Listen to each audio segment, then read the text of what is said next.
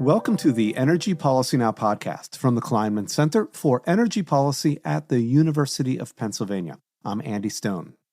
Not long ago, climate and clean energy were areas of cooperation between the United States and China, most dramatically in the lead up to the 2015 Paris Climate Agreement.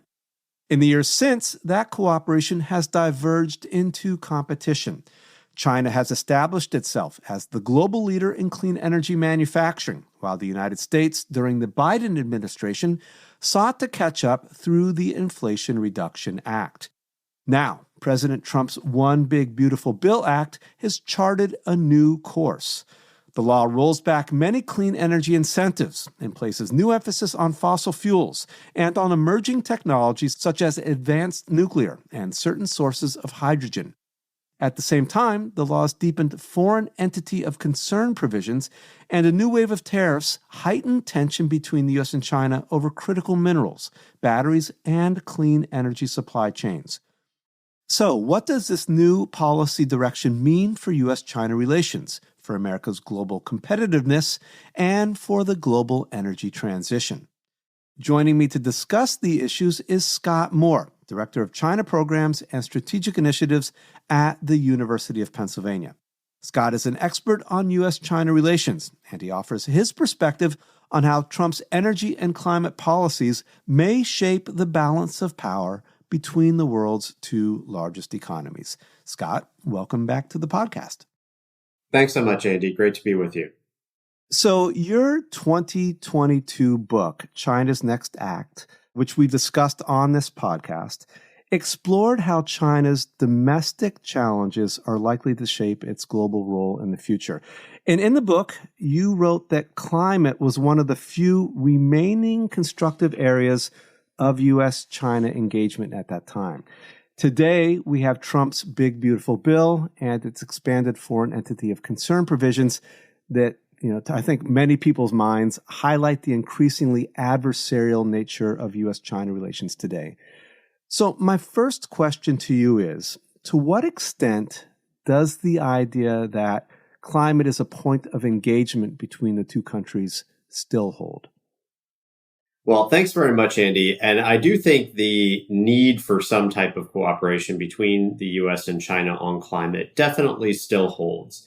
But as you pointed out, what has changed is the willingness on both sides to actually do that. And in particular, what's changed on the U.S. side is the sense that, and this was really what I wrote about in China's Next Act, is the sense that there's really a desire to compete with China in the development of clean energy technology. During the Biden administration and when I was writing the book, I think there was much more of a sense that we might be able to foster kind of a race to the top, if you will, or kind of virtuous competition that might lead to more and better clean energy production. What has really changed with the advent of the second Trump administration is the sense that actually it's not really a priority to compete with China in clean energy and sort of essentially to cede that industry primarily to Chinese manufacturers.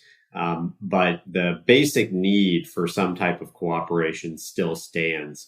As every listener of this podcast will know, the global energy transition has not stopped, and climate change certainly has not stopped. So the need for some type of cooperation hasn't stopped either. I think what this means is that we just have to look beyond kind of national government levels for that cooperation to happen, and universities, the private sector, et cetera. So qualitatively, I mean, on the bare bones, we've got this shift in policy from the IRA to the OBBBA. I hope I got the right number of B's in there. But qualitatively, does this kind of really reflect a larger new phase in U.S.-China relations? I'm not sure about sort of in U.S.-China relations as a whole, and particularly as it relates to OBBBA. That's you trip over that one, don't you? I think what does kind of set a little bit of a new phase for U.S.-China relations are tariffs. The widespread rollout of those tariffs, I think, does create a new context for U.S.-China relations, and China has been very probably the most kind of mounted the most aggressive response of any economy so far to the Trump administration's tariffs.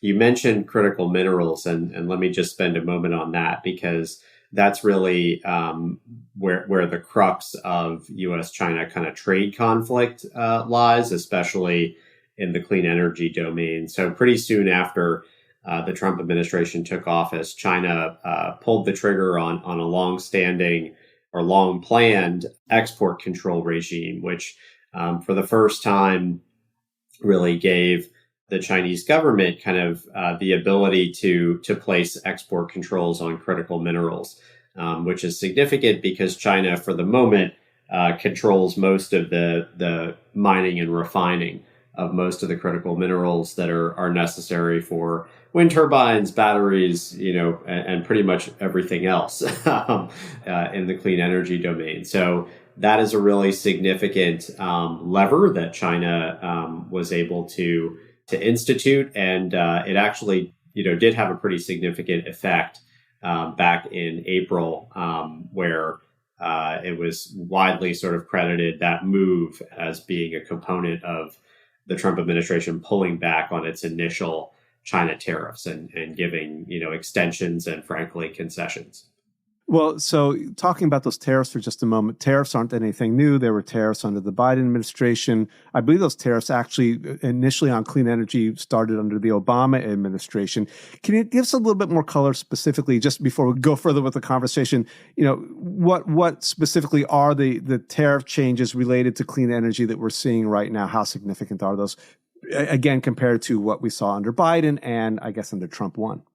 Yeah, and you're absolutely right. So it is, I think, important to kind of clarify there that these, with respect to clean energy in particular, you're absolutely right.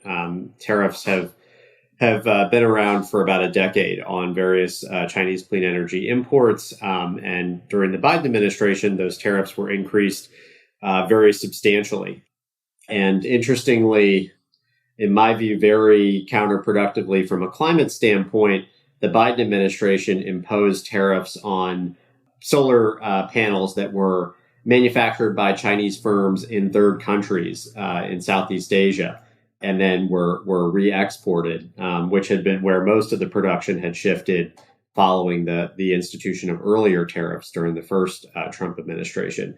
The Biden administration imposed tariffs on those kind of secondary exports, and that sharply increased the price of solar panels in the U.S. because so much of the U.S. supply actually did still depend on re-exported goods from China. So you're absolutely right that the kind of shift in terms of clean energy and tariffs is not a function of the second Trump administration. But what is a function of the second Trump administration is the imposition of these really high across the board tariffs on virtually all Chinese imports, and that is really what has had the large scale effect on U.S.-China relations. So I would just sort of distinguish there between kind of the effect on U.S.-China relations and the effect on clean energy specifically. Talking about the Biden years a little bit more here, during those years, the U.S. seemed to be moving directly into clean energy areas where China dominates, from solar to batteries. Did the IRA and the Biden policies generally put the two countries on parallel paths? I mean, were they both committed to these technologies and goods and similarly trying to become leaders in these markets, or is that kind of an oversimplification of what was going on?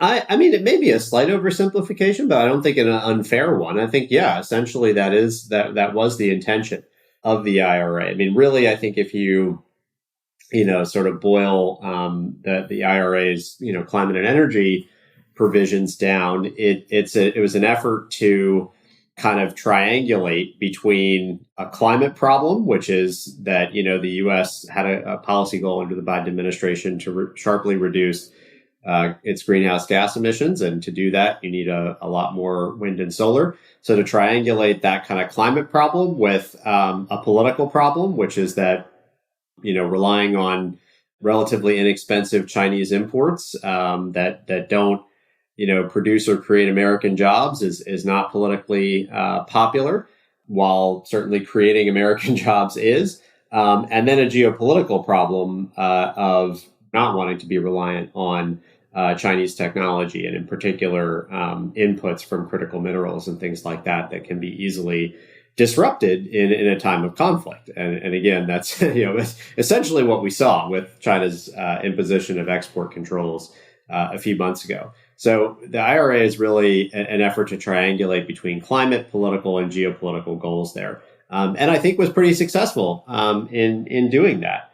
It was politically popular, passed with some bipartisan support, which is a lot. Is not a small accomplishment in the political context of the last few years. So really quite successful. But yeah, placed, I would say, the U.S. on a largely parallel track to China in an effort to develop primarily a U.S. centric supply chain for clean energy technology. In a conversation that you and I had a few weeks ago, you commented that U.S. solar manufacturing may never be competitive against China, given China's structural cost advantages. And that's even if we're factoring in things like the IRA. And you also noted that solar is only about 1% or so of China's exports. What do these 2 points tell us, in your view, about America's effort to go head-to-head in these industries, and whether it was ever realistic? Yeah, well, and I do think that's an important question. And I think if there's, kind of a maybe economic justification for the Big Beautiful Bill's rollback of policy support for wind and solar, it may be that it's hard to imagine U.S. firms ever really being, fully cost competitive in wind and solar. And simply because of the structural cost advantages that Chinese firms have that you mentioned, they have the sort of vertically integrated market access to critical minerals involved in production of wind and solar. The economies of scale are hard to beat. There are just a lot of cost structures that would be really hard to match.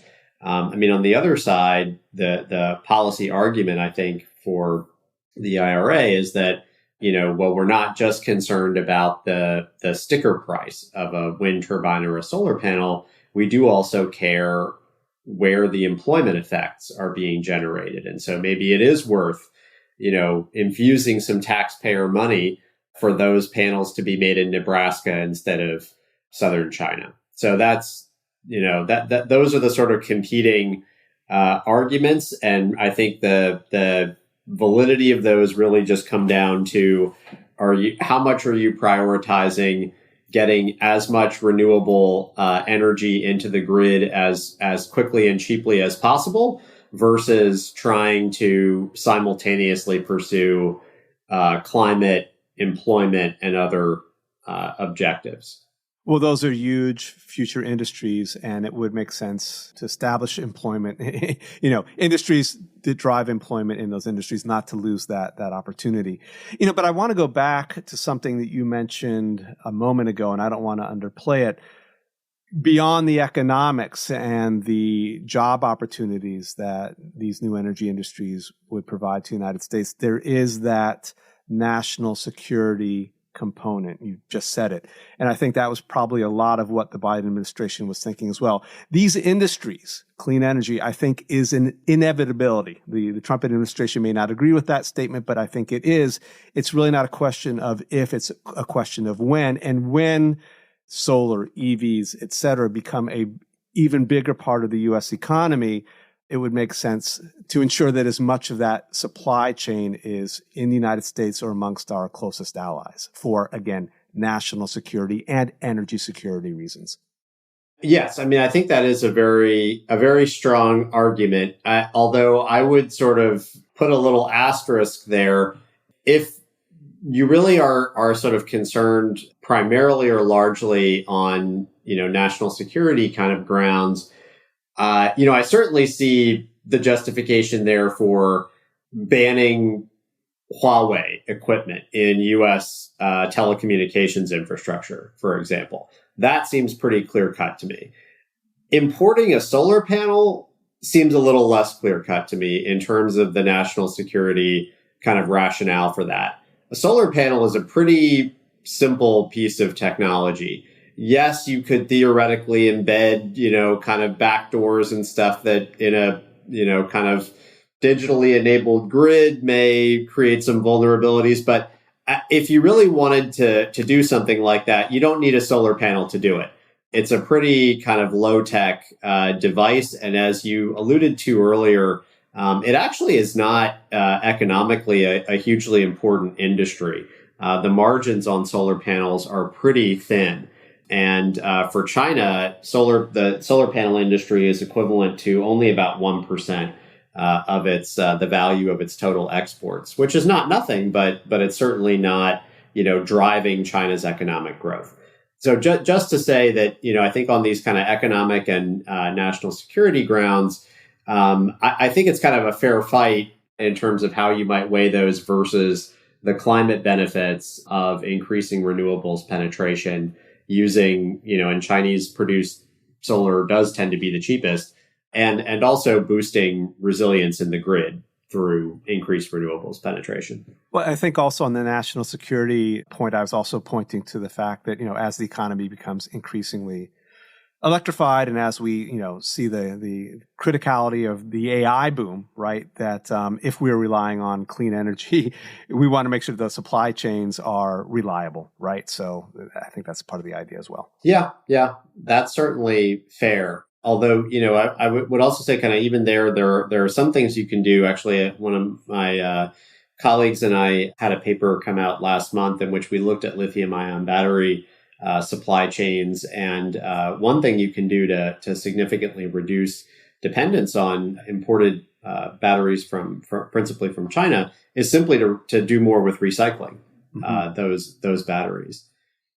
So with the One Big Beautiful Bill Act, Trump has stepped back from renewables and storage, and he's doubled down on fossil fuels, critical minerals, as we said, and new technologies like SMRs and hydrogen. What's your summation then of his energy strategy? Is this about energy dominance, security? What's your overall view of what he's trying to get at? So I think if I could just sort of like put it in a sentence, I think it's basically that, look, for now, as things kind of currently stand, the U.S. is better positioned in fossil fuel production than it is clean energy manufacturing, especially wind and solar. And therefore, it makes the most sense for the U.S. to gain, to hold on to as much of the fossil fuel market as it can for as long as it can. So embedded in that are a couple of assumptions, which I think you can question, but which frankly I don't think are crazy.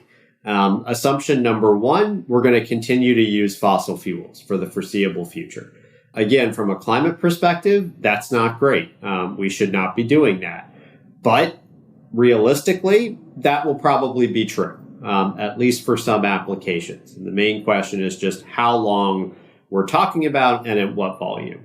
Assumption number two is that it is very difficult, if not impossible, for U.S. manufacturers to match Chinese competitors in wind and solar technology, particularly. Again, I don't think that's a terrible assumption on its face. But again, kind of going back to our discussion, I think you can certainly envision a good policy argument for investing in U.S.-based manufacturing of those technologies if you also consider, driving employment, developing, as you kind of alluded to, kind of a backup production capability if we're really concerned about, relying on Chinese imports.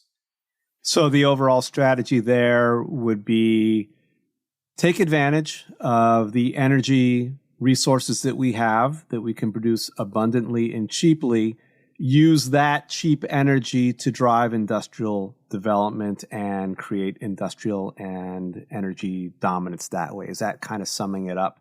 Yes, that's how I would characterize it. I would also, just kind of point out, though, that if, in terms of wind and solar, really how I would characterize the administration's position is that, well, look, if you want to go, build wind and solar, you can do that. We're just not going to provide any policy support for you to do it. We are not going to advantage that in any way, which is a huge shift from obviously the Biden administration, but even really to some degree, the first Trump administration and certainly again in the Obama administration. Well, I'd argue it's not quite so innocuous, particularly what we're seeing with the aggressive moves to stop the offshore wind industry in this country. And there was an announcement several days ago that development of, any money that's going to offshore staging ports is now going to be taken away as well. I mean, that's obviously that funding issue, but I think it's been much more aggressive, not just a passive, we're just not going to provide you with money. You're right. I mean, if you kind of step back and look at the kind of overall policy, I guess, though, if you focus on just the Big Beautiful Bill Act, yes. I would argue that that's really what the takeaway is that we're just not going to provide, policy support for that. But you're absolutely right that in, broader context, and then you get into like the endangerment finding. And I mean, it's pretty clear that the administration is seeking to completely dismantle their, kind of regulatory framework for advantaging clean energy. In that Trump strategy, there are some pretty hard to reconcile contradictions. And, the administration is pushing domestic mineral mining. For example, the recent Department of Defense taking of a 15% stake in the Mountain Pass rare earth mine in California, being a prime example of that.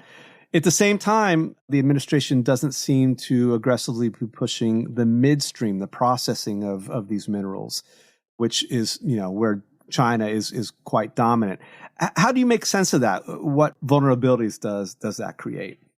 I think the short answer is because it's actually easier just to increase production. In the case of critical minerals, meaning mining, it's much harder to replicate the refining and the processing in the midstream, as you pointed out. And the reason for that primarily is that it's just an extremely highly polluting, highly toxic process of refining and separating these critical minerals. So, that's really the reason that the industry shifted to China in the first place 25, 30 years ago, and why it's would be exceptionally hard to really recreate it. Not impossible. You certainly could, if you threw enough money at it and frankly relaxed, environmental standards and environmental health regulations far enough. You could, but it's very difficult, and that's really the main impediment.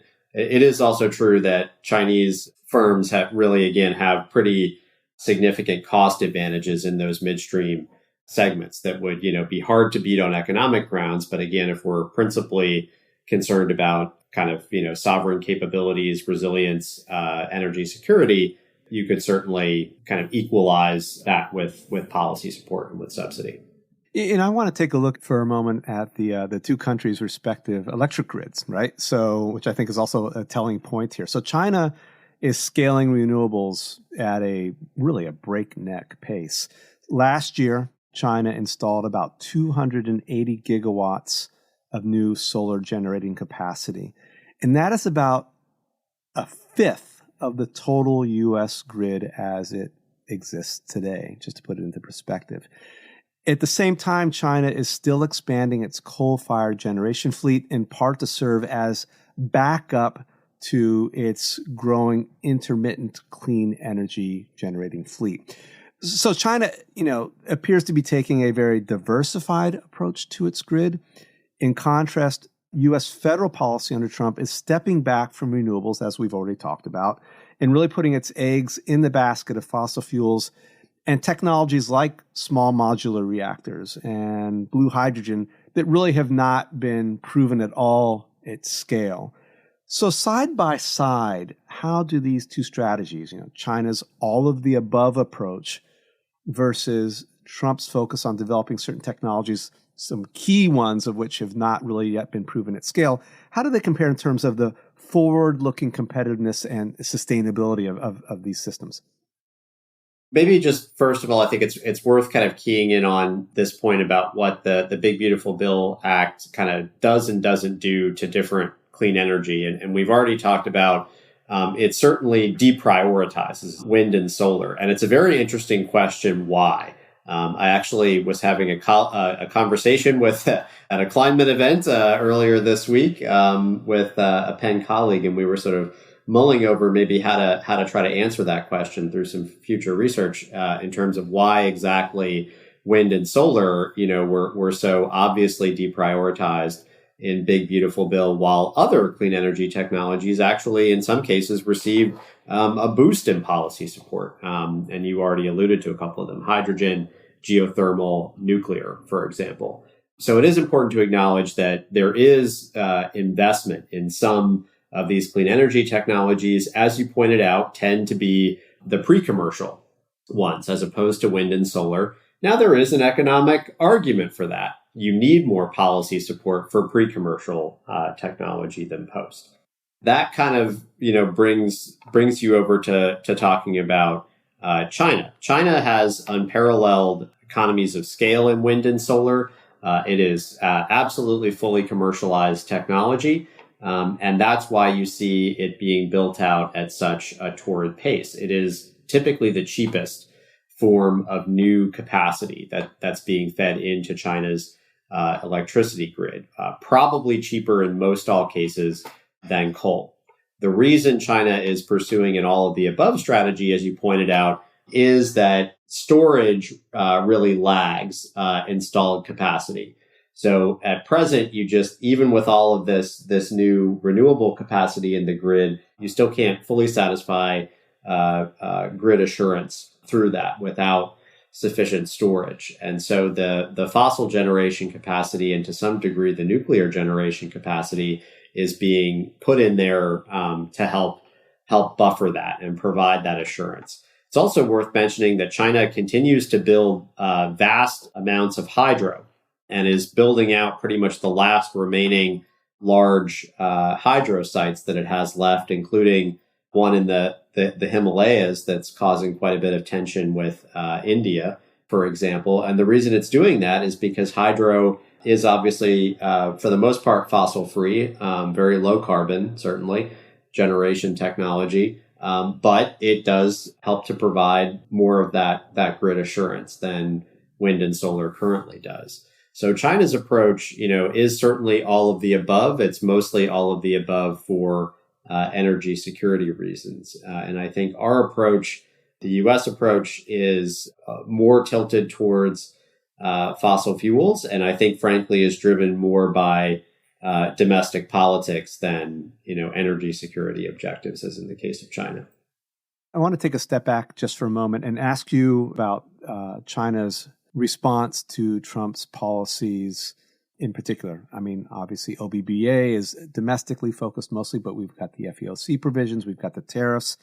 Is China mounting its own coherent response to this? To what extent does China feel a need to respond to this, or keep going as it is?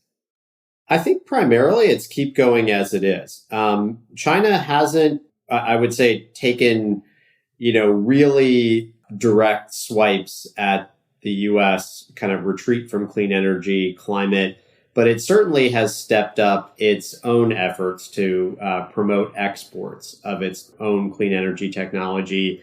And it's continued to emphasize climate in its diplomatic engagements.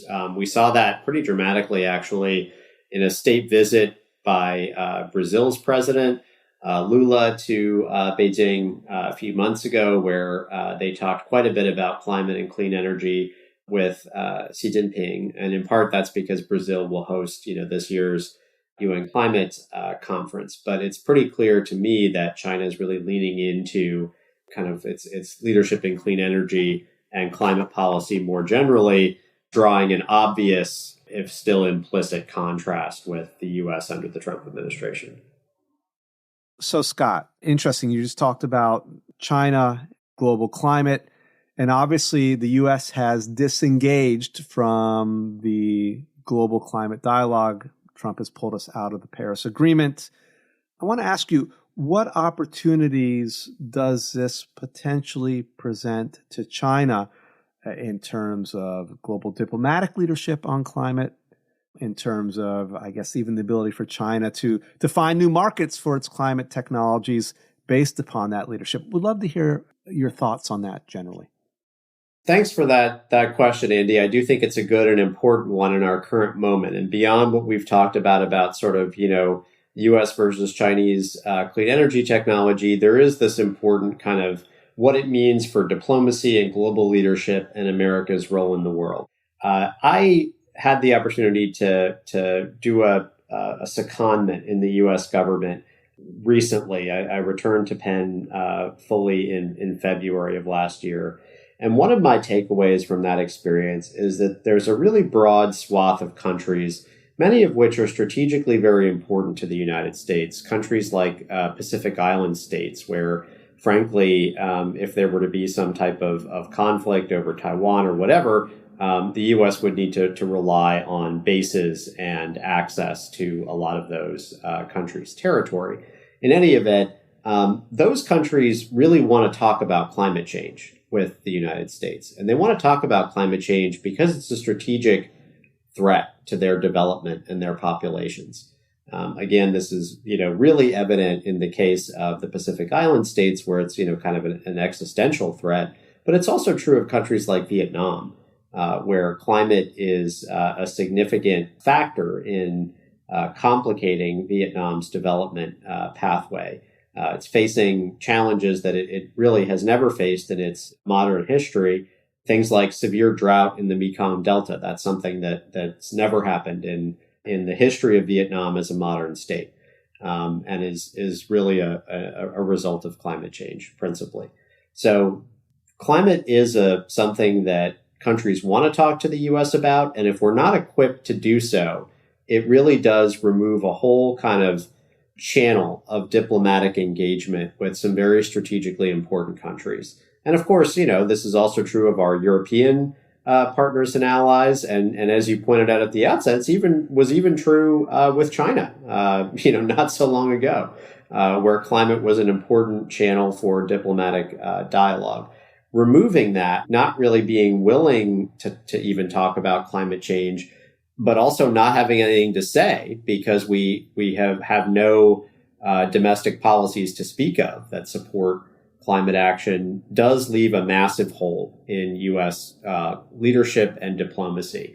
And I do think we will come to regret that in the years to come, as we inevitably will need things from other countries, whether it's, and one certainly hopes it's not, but whether it's basing, access and rights in the South Pacific, or whether it's, some emerging technology cooperation with European countries. I think we're gonna come to regret the inability to talk or say or do anything about climate change from a diplomatic and global leadership standpoint.